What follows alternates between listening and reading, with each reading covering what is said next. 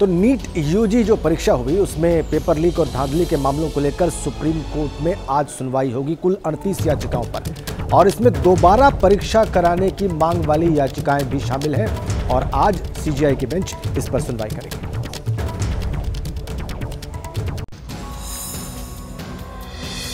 इस मामले से जुड़ी याचिकाओं पर आज 3 जज की बेंच सुनवाई करेगी। बेंच की अगुवाई चीफ जस्टिस डीवाई चंद्रचूड़ करेंगे, जबकि बेंच और 2 और जज होंगे, जस्टिस जेबी पारदीवाला और जस्टिस मनोज मिश्रा। बेंच परीक्षा से जुड़े कुल 38 याचिकाओं पर सुनवाई करेगी। सुनवाई सुबह 11 बजे के करीब शुरू होगी। केंद्र सरकार और एनटीए ने शुक्रवार को कोर्ट में दाखिल हलफनामे में कहा था कि गोपनीयता भंग होने की किसी भी सबूत के बिना इस परीक्षा को रद्द करने से लाखों ईमानदार कैंडिडेट पर गंभीर असर पड़ सकता है।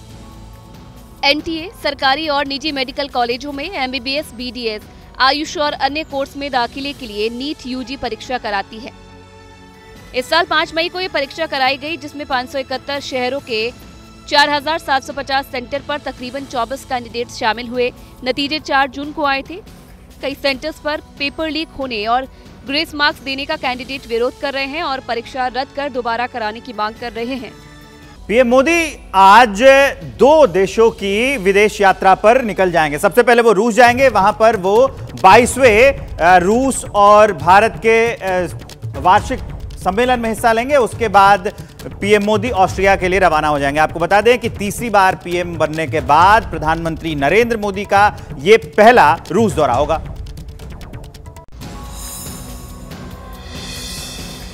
पीएम मोदी रूस के राष्ट्रपति व्लादिमीर पुतिन के न्योते पर रूस पहुंच रहे हैं। आज सुबह 11 बजे मॉस्को के लिए रवाना होंगे।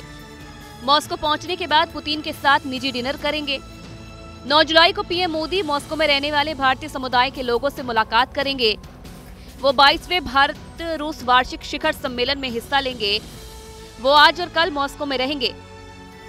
दोनों नेता दोनों देशों के बीच बहुआयामी संबंधों की समीक्षा करेंगे। दोनों देशों के हितों से जुड़े क्षेत्रीय और वैश्विक मुद्दों पर चर्चा करेंगे। 9 जुलाई को Tom of the unknown soldier जाकर श्रद्धांजलि देंगे। रूस के दौरे के बाद पीएम मोदी 9 जुलाई को ऑस्ट्रिया के 2 दिन के दौरे पर पहुंचेंगे। ये पिछले 41 सालों में किसी भारतीय प्रधानमंत्री की ऑस्ट्रिया का पहला दौरा होगा, जहां वो राष्ट्रपति अलेक्जेंडर वान डेर बेलन और पीएम कार्ल नेहमर के साथ द्विपक्षीय मुद्दों पर बातचीत करेंगे। साथ ही भारतीय समुदाय के लोगों से भी मुलाकात करेंगे। चलिए राहुल गांधी की बात करते हैं।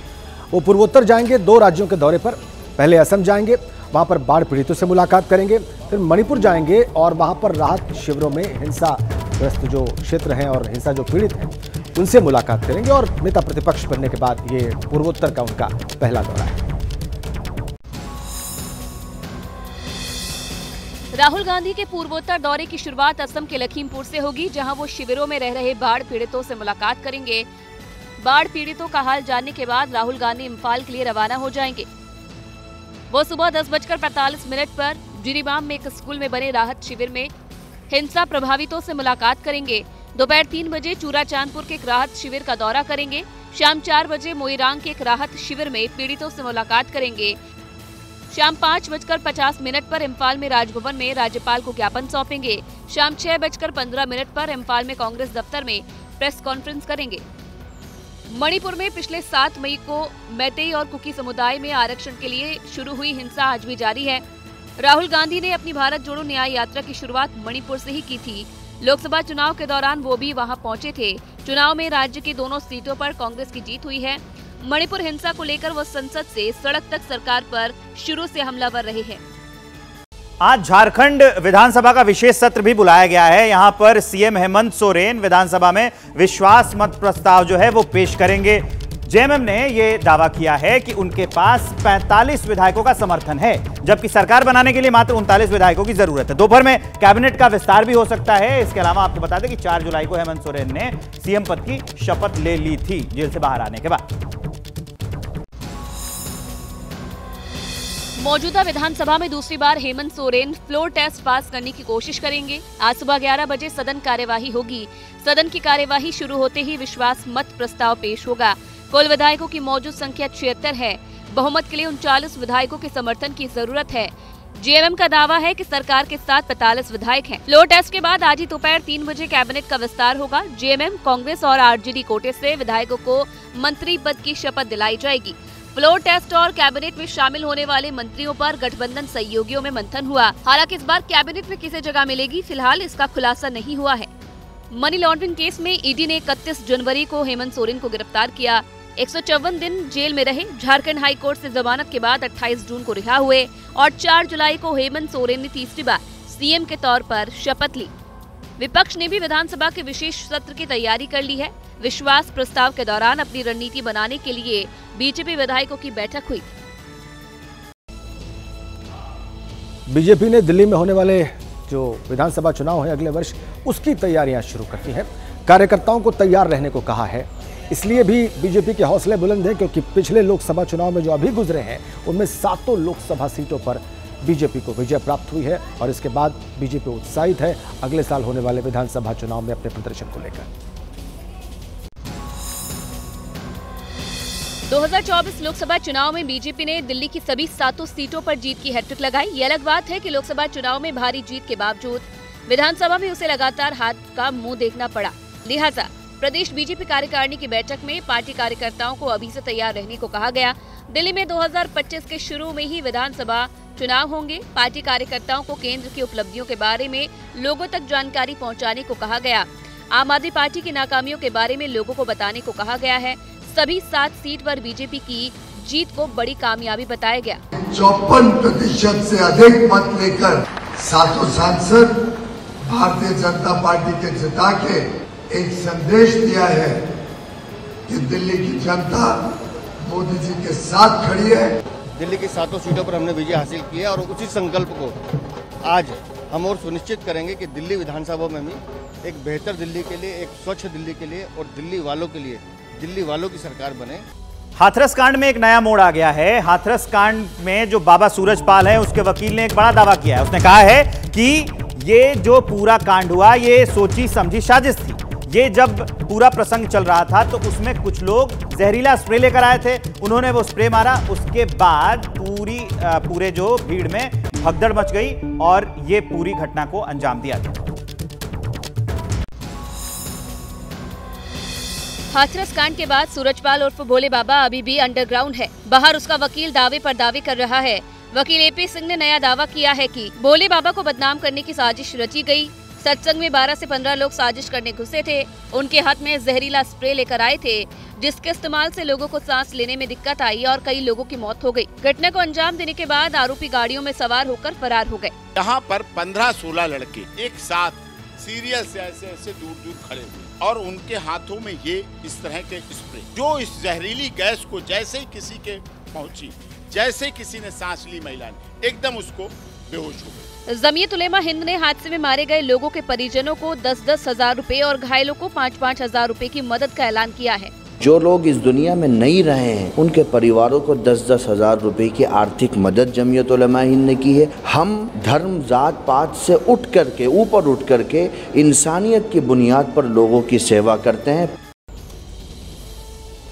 जम्मू कश्मीर के कुलगाम में शहीद हुए जवानों का आज अंतिम संस्कार होगा। कल 2 मुठभेड़ें हुई और उसमें 6 आतंकियों को ढेर कर दिया गया था, लेकिन हमारे 2 जवान भी शहीद हो गए और आज उनका अंतिम संस्कार किया जाएगा। कुलगाम जिले के 2 गांव में शनिवार को मुठभेड़ शुरू हुई। आतंकवादियों के साथ मुठभेड़ में पैरा कमांडो प्रदीप नैन शहीद हो गए थे। प्रदीप नैन हरियाणा के जिंद के रहने वाले थे। 2015 में सेना में भर्ती हुए, बाद में पैरा कमांडो बनाए गए। परिवार के इकलौते बेटे थे। 2022 में शादी हुई थी। 27 साल के प्रदीप की महज 2 साल पहले शादी हुई। उनकी पत्नी गर्भवती है। प्रदीप बच्चे के जन्म पर छुट्टी पर घर आने वाले थे, लेकिन नियति को कुछ और ही मंजूर था। खबर सुनते ही परिजनों का रो रो कर बुरा हाल है। पूरे गांव में मातम पसरा है। मुठभेड़ में सेना के जवान प्रवीण जांजल भी शहीद हो गए। प्रवीण जांजल महाराष्ट्र के अकोला के रहने वाले थे। 2019 में सेना में भर्ती हुए। 1 साल पहले शादी हुई थी। प्रवीण के परिवार में पत्नी के अलावा माता पिता और बड़े भाई हैं। प्रवीण की शहादत की खबर लगते ही परिवार पर मानो गमों का पहाड़ टूट पड़ा। परिजनों का रो रो कर बुरा हाल है। परिजनों ने गर्व जताया कि उनका बेटा देश के लिए शहीद हुआ है। उनके गांव मोर गांव में मातम पसरा हुआ है। बड़ी खबर आपको बताने जा रहा हूं, सीधे मुंबई से आ रही है। मुंबई में लगातार हो रही बारिश से हालात बिगड़ गए हैं। कई पॉश इलाकों में जल भराव हो गया है।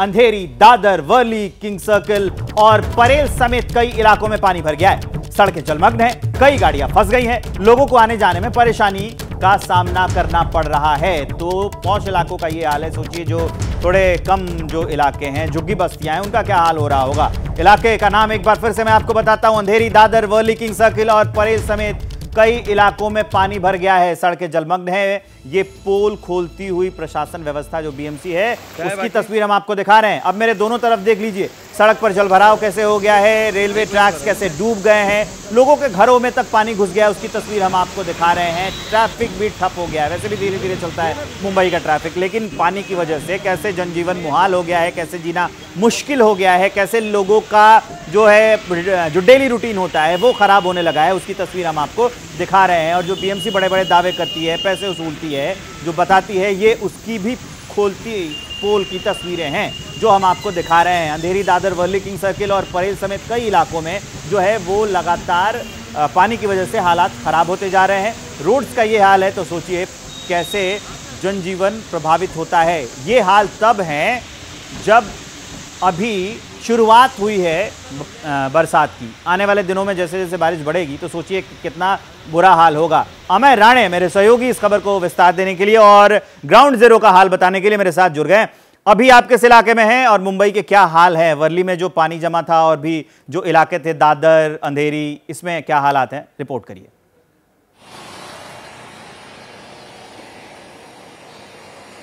जी बिल्कुल सही कहा आपने। आज सही तौर पर मुंबई की पहली बारिश मुंबई कर आज देख रहे हैं, क्योंकि बीती रात से जो तेज बारिश हो रही है जिसके चलते आज पहली सुबह है जहां पर कई निचले स्तर के जो इलाके हैं वहां पर पानी भरा है। मैं इस वक्त कुर्ला तिलक नगर परिसर में मौजूद हूं और ये जो हम नीचे देख रहे हैं हार्बर लाइन है जो पनवेल से सीएसटी की ओर जाती है, लेकिन यहाँ पर रेलवे ट्रैक पर इतनी भारी मात्रा में यहाँ पर पानी भरा है कि रेलवे जो है वो पूरी तरह से ठप है। हार्बर लाइन कुर्ला तक और पनवेल से आने वाली लाइन चेंबूर मानखुर्द तक ही शुरू है। आगे जो है तिलक नगर और कुर्ला के बीच का ये जो हिस्सा है अक्सर यहाँ पर पानी भरता नजर आता है। रेलवे प्रशासन की यहाँ पे आमतौर पर 3 से 4 पंप लगाए गए हैं, लेकिन मैं इस वक्त यहाँ पर देख पा रहा हूँ कि 4 में से केवल एक जो पंप है रेलवे का वो काम कर रहा है, जिसके चलते यहाँ पर पानी जल्द से जल्द नहीं निकल रहा है। हालांकि पिछले आधे घंटे से बारिश थोड़ी सी रुकी हुई है,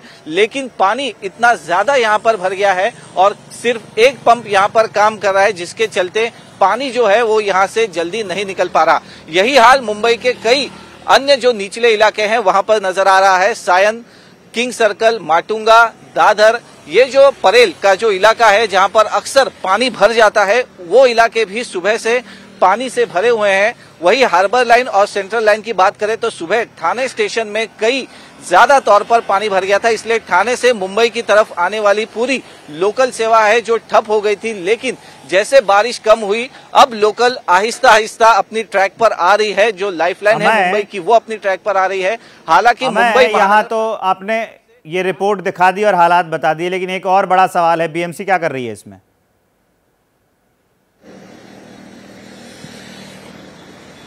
जी जरूर, बीएमसी की ये पूरी तरह से जिम्मेदारी थी कि जो निचले स्तर के इलाके हैं जहां पर अक्सर जलभराव होता है वहां पर वो चौकन्ना रहे।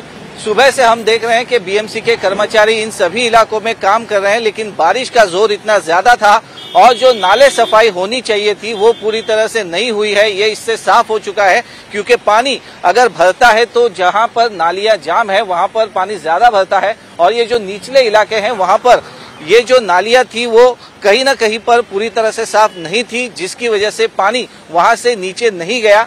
यहाँ की अगर बात करें तो ये पूरा रेलवे प्रशासन के अंदर आने वाला इलाका है। यहाँ पर पूरे तरीके से पंप पुश्तैद और चुस्तैद रखना ये रेलवे प्रशासन की जिम्मेदारी थी, लेकिन यहाँ पर भी रेलवे के 4 में से केवल एक पंप है वो यहाँ पर काम कर रहा है, और इसी तरह से अन्य जगहों पर बीएमसी के पंप भी काम कर रहे हैं, लेकिन नाले सफाई जो होनी चाहिए थी वो पुख्ता नहीं हुई है। जिम्मेदारी तो बीएमसी की ही बनती है। जो तस्वीरें दिखा रहे हैं पहली बारिश में ही ये हालात हैं, अभी और बारिश होनी बाकी है, अभी तो ये शुरुआत हुई है, तो सोचिए हाल क्या होंगे। अब मैं आपको आपकी टीवी स्क्रीन पर 2 तस्वीरें दिखाने जा रहा हूं, कैसे पहली बारिश में ही बुरा हाल हो गया है, ठाणे की तस्वीर देख लीजिए और जो मुंबई मुख्य शहर है वहां की तस्वीर देख लीजिए। अभी से सड़क पर दरिया बहने लग गया है। अब सोचिए कि आने वाले दिनों में क्या होने वाला है। अभी से अगर वो समंदर उठ के सड़कों पर चला आएगा तो लोगों का जनजीवन कैसे होगा। ये पहली बारिश का ये हाल है। अभी पूरी जुलाई बाकी है, अगस्त आना बाकी है। उस समय जब लगातार बरसात हो रही होगी तब मुंबई के लोग, मुंबईकर कैसे जी रहे होंगे, ये अभी से कल्पना करना मुश्किल है। हिंद माता से सूरज मेरे सहयोगी लाइव जुड़ गए हैं, सीधा उनके पास लिए चलते हैं। सूरज, हर साल बीएमसी कहती है कि हमने तैयारी कर ली है। देखिए, ये पहली बारिश से ही बीएमसी की पोल खोल दी है।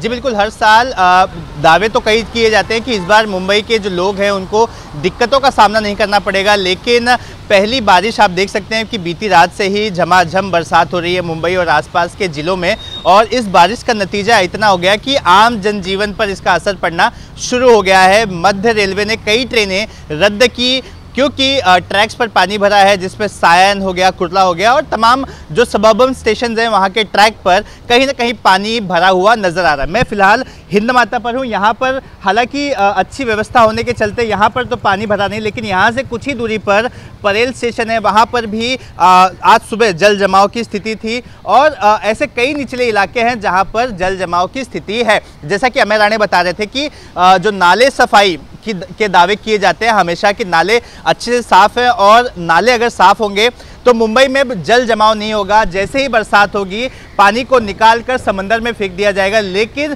ये तमाम दावे सिर्फ और सिर्फ पन्नों पर दिखाई देते हैं, या फिर जो नेता हैं या फिर जो रिप्रेजेंटेटिव हैं मीडिया को जो इंटरव्यू देते हैं वहीं तक सीमित नजर आते हैं। क्योंकि यहाँ कई ऐसे हालात देख के ये सवाल पूछना बहुत लाजमी हो जाता है कि बीएमसी का इतना ज्यादा बजट है। हर साल ये कहते हैं कि नहीं अगले साल पानी जमा नहीं होगा, हर सरकार ये कहती है कि नहीं अगले साल ये जो है पानी जमा नहीं होगा, इसके बावजूद ये हाल होता है।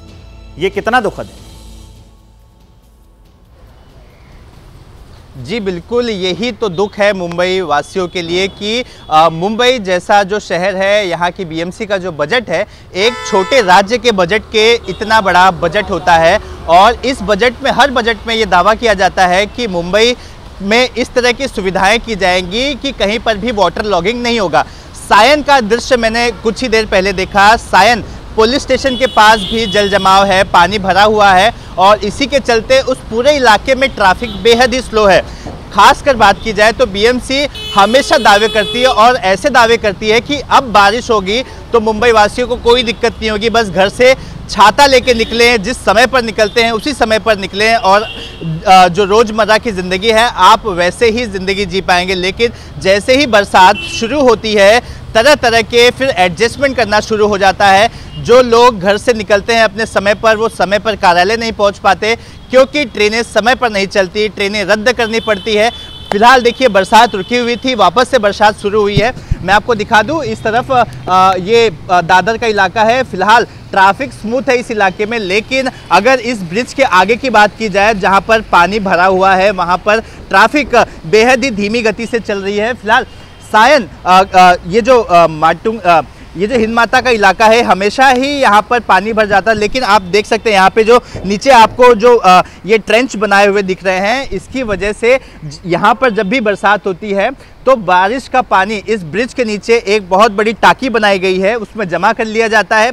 जैसे ही बरसात कम होती है या फिर समंदर में पानी कम होता है, बड़े बड़े पंपों का इस्तेमाल कर पानी यहाँ से बाहर फेंक दिया जाता है। आप देख सकते हैं बड़े बड़े पंप भी लगाए गए हैं, ब्रिज के नीचे आपको बड़ा सा पंप दिखाई देगा। तो ये सुविधाएं इस इलाके में की गई है। मुंबई वासियों की ऐसी उम्मीद होती है कि ऐसी सुविधाएं शहर के अलग अलग हिस्सों में भी की जाए। सूरज, आप हमारे साथ रहिए। अमर राणे भी हमारे साथ जुड़े हुए हैं और वो रेलवे स्टेशन से लाइव हैं। मुंबई की जो लोकल है वो जान होती है, लेकिन अगर वही रुक जाएगी तो लोगों को आने जाने में कितनी दिक्कतों का सामना करना पड़ेगा।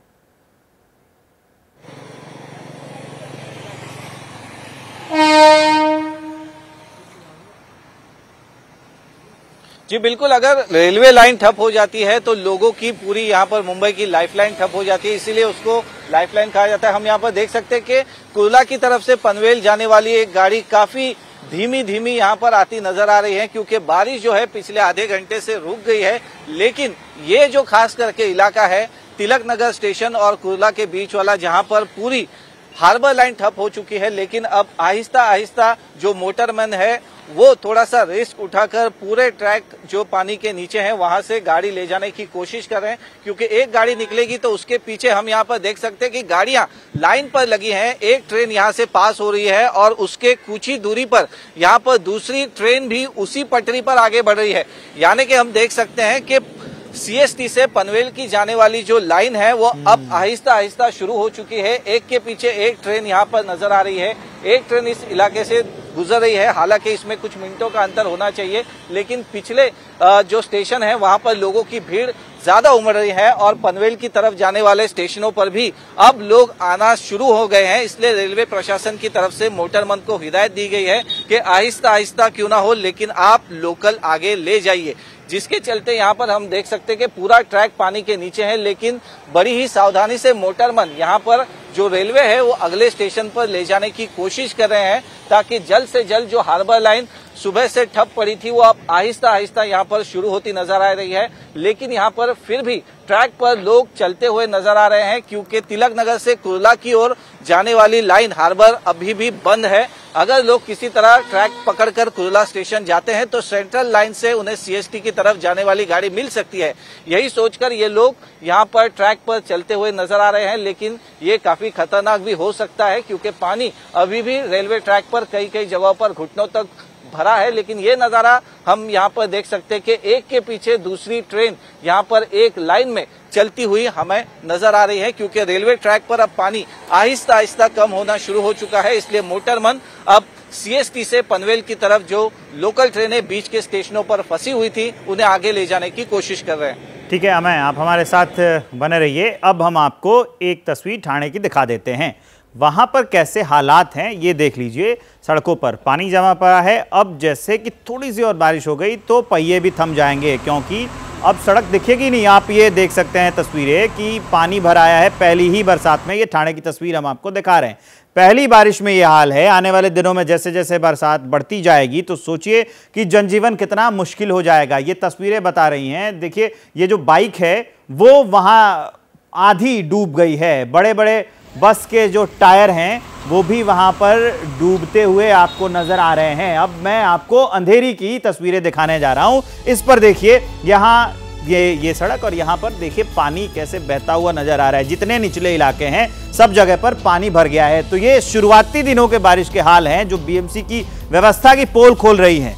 सरकार जो है वो आती जाती रहती है, नई सरकार बन जाती है। उद्धव में भी वही हाल था, शिंदे में भी वही हाल है। हर साल की यही कहानी है। हर साल ऐसे ही पानी जमा हो जाता है। हम खबर दिखा रहे होते हैं, अपील कर रहे होते हैं, गुजारिश कर रहे होते हैं, आपको जागरूक बना रहे होते हैं कि कैसी सरकारें चुनी कि ये पानी की समस्या मुंबई में खत्म ही नहीं होती। आर्थिक राजधानी है, उसके बावजूद पहली बारिश में पूरी की पूरी मुंबई पानी पानी हो जाती है। और ये तस्वीर हम आपको वहीं की दिखा रहे हैं कि पहले बरसात में क्या हाल हो रखा है।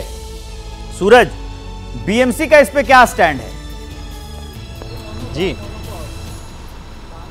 जी देखिए, बीएमसी का तो यही स्टैंड है कि आप समय से थोड़ा और पहले निकलें ताकि आप अपने गंतव्य स्थल पर पहुंच सकें। साथ ही रेलवे ने भी सुबह सुबह सबको खुशखबरी दी, ये कहते हुए, ट्वीट करते हुए कि आज हमारी जो रेलवे है वो चरमरा गई है, लेट है, और इसके हिसाब से अपने दिन की दिनचर्या की प्लानिंग की जाए। तो देखिए सुबह सुबह आज मुंबई वासियों को काफ़ी जो एजेंसियां हैं वहां से खबरें मिलने शुरू हो गई थी कि आप अब तुम्हारी जिम्मेदारी है, अब आप अपने हिसाब से जल्दी हो सके उतना निकलिए, क्योंकि अब हम तो हार चुके हैं। ऐसा ही बताने की कोशिश हमें सामने से नज़र आ रही है, क्योंकि मुंबई के तमाम वो निचले इलाके हैं जहां पर पानी भरा हुआ दिखाई दिया।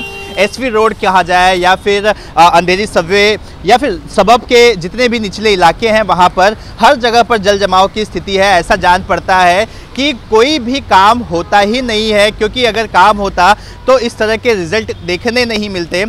जिस तरह की अभी आप सड़क देख रहे हैं, पहले यहाँ पर भी बहुत पानी भरा करता था, लेकिन ये इलाका एक एग्जाम्पल सेट करता है कि कैसे यहाँ पर इस पर्टिकुलर इलाके में काम किया गया है कि सालों से जहाँ पर पानी भरता आया है वहाँ पर अब पानी जल्दी नहीं भरता। इसी तरह की उम्मीदें बाकी के जो इलाके के रहने वाले लोग हैं वो भी करते हैं। आपको बता दें कि विद्या विहार में लोगों के घरों में पानी भर गया जब वो सो रहे थे, ये रात की बात है, और फिर उन्होंने लोगों को कॉल करना शुरू कर दिया कि आप मदद करिए।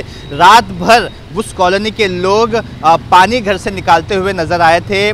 कई कॉल मुझे भी आए जिसमें उन्होंने अपनी ये समस्या का बखान किया और बताया कि किस तरह से वो परेशान है। तो अगर पूरी बात की जाए तो मुंबई के लोगों के लिए आज की शुरुआत ठीक नहीं हुई है। जी ठीक है, आप दोनों का बहुत बहुत शुक्रिया।